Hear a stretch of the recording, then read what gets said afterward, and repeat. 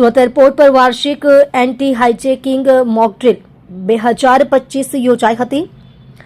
3 હાઇજેકરોએ સુરક્ષા એજન્સીઓ સમક્ષ આત્મસમર્પણ કર્યું હતું। બપોરે 11:31 કલાકે દુબઈથી કોલકાતા આવતી 162 મુસાફરોની ફ્લાઇટ નંબર ABC 111 ને 3 સશસ્ત્ર આતંકવાદીઓએ હાઇજેક કરી હતી, જેનો ઇમરજન્સી કોલ મળતા CISF, QRT, CASO, airport operator, સ્થાનિક પોલીસ, રાજ્ય ગુપ્તચર બ્યુરો સહિતની તમામ સંબંધિત એજન્સીઓ તેમજ anti hijacking control room AHCR સક્રિય થયા હતા। પોલીસ કમિશનર શનુપમસિંહ ગહેલોતની અધ્યક્ષતામાં બેઠક યોજાઈ હતી, જેમાં સુરત CASO ASGના શ્રી કુમાર અભિષેક, એરપોર્ટ ડાયરેક્ટર શ્રી આનંદ શર્મા, CISF, સ્થાનિક police, fire service, SOG, medical team સહિતની તમામ મુખ્ય એજન્સીઓ જોડાયા હતા।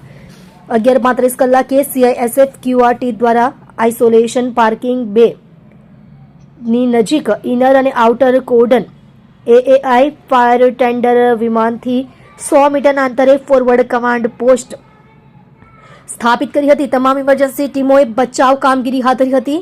બપોરે 11:44 કલાકે ત્રણેય હાઇજેકરોએ સુરક્ષા એજન્સીઓ સમક્ષ આત્મસમર્પણ કર્યું હતું, તેમજ 1:45 કલાકે આ કવાયત પૂર્ણ થઈ હતી।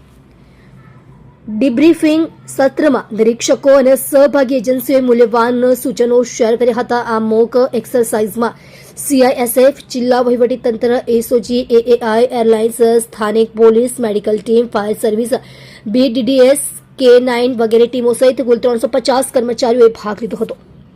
જોતા રહો શ્રમિકો કી આવાજ ન્યૂઝ ચેનલ। રિપોર્ટર શ્રીરામ સિરસાટની સાથે। શ્રમિકોને કોઈ પણ સમસ્યા હોય તો ઉધના 3 રસ્તા વિમલ ગાર્મેન્ટ્સના ઉપર ઓફિસ પર સંપર્ક કરવો।